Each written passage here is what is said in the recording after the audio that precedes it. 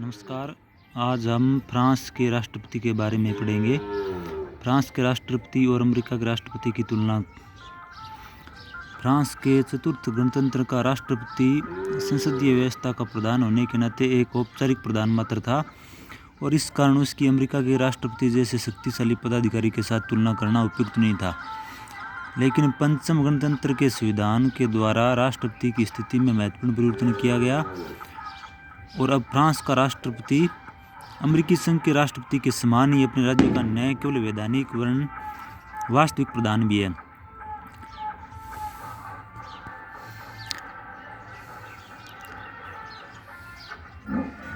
इस दृष्टि से दोनों ही देशों के राष्ट्रपति अपनी निर्वाचन पद्धति के आधार पर राष्ट्र के सर्वोच्च प्रतीक बन गए हैं।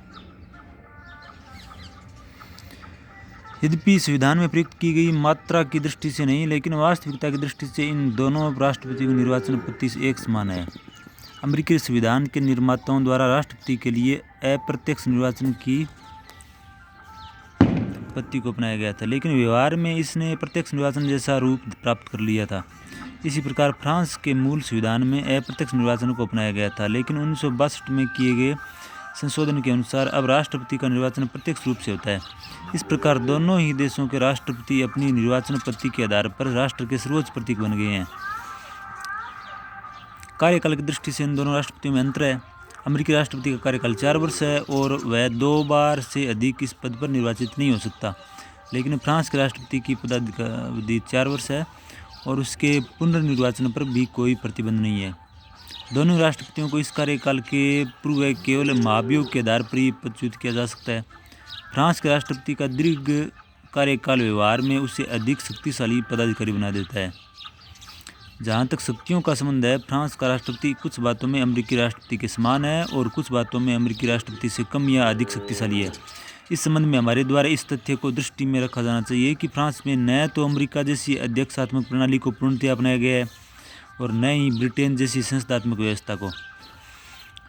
कार्यपालिका क्षेत्र में अमेरिकी राष्ट्रपति को फ्रांस के पंचम गणतंत्र के राष्ट्रपति से अधिक शक्तिशाली कहा जा सकता है। इसका कारण यह है कि अमेरिकी राष्ट्रपति किसी बात के संबंध में अपने मंत्रियों की राय मानने के लिए बाध्य नहीं है। फ्रांस का राष्ट्रपति भी कुछ बातों जैसे प्रधानमंत्री की नियुक्ति, संसद को भंग करने, संवैधानिक परिषद के गठन, संकटकालीन अधिकारों आदि के संबंध में प्रधानमंत्री की राय मानने के लिए बाध्य नहीं है। लेकिन इसके साथ ही दूसरी और कुछ बातें ऐसी है जिनके संबंध में राष्ट्रपति के आदेश पर प्रधानमंत्री या विभागीय मंत्री के प्रति हस्ताक्षर आवश्यक है। इस प्रकार राष्ट्रपति ही संयुक्त राज्य अमेरिका की कार्यपालिका है, लेकिन फ्रांस की कार्यपालिका राष्ट्रपति और मंत्रिपरिषद है, जिसमें राष्ट्रपति निश्चित रूप से सर्वाधिक महत्वपूर्ण है, लेकिन सर्वेसर्वा नहीं है। संयुक्त राज्य अमेरिका का राष्ट्रपति मंत्रियों को पदच्युत कर सकता है, लेकिन इस संबंध में फ्रांस के राष्ट्रपति की स्थिति स्पष्ट नहीं है। कुछ परिस्थितियों में भले ही वह कार्य कर ले, लेकिन सभी परिस्थितियों में और अधिकार के साथ वह ऐसा करने की स्थिति में नहीं है। इसके अतिरिक्त दोनों अपने अपने राज्य के प्रधान सेनापति तथा सर्वोच्च पदाधिकारी है और क्षमादान का अधिकार रखते हैं। दूसरी ओर विधायी क्षेत्र में फ्रांस के पंचम गणतंत्र का राष्ट्रपति अमेरिकी राष्ट्रपति से अधिक शक्तिशाली है। फ्रांस का राष्ट्रपति व्यवस्थापिका के प्रथम सदन को भंग कर सकता है तथा कुछ विधेयकों को जनमत संग्रह के लिए प्रसारित कर सकता है, पर अमेरिका के राष्ट्रपति को इस प्रकार के कोई अधिकार प्राप्त नहीं है। राष्ट्रीय सभा को भंग करने का अधिकार विशेष तौर पर राष्ट्रपति का ऐसा अधिकार है।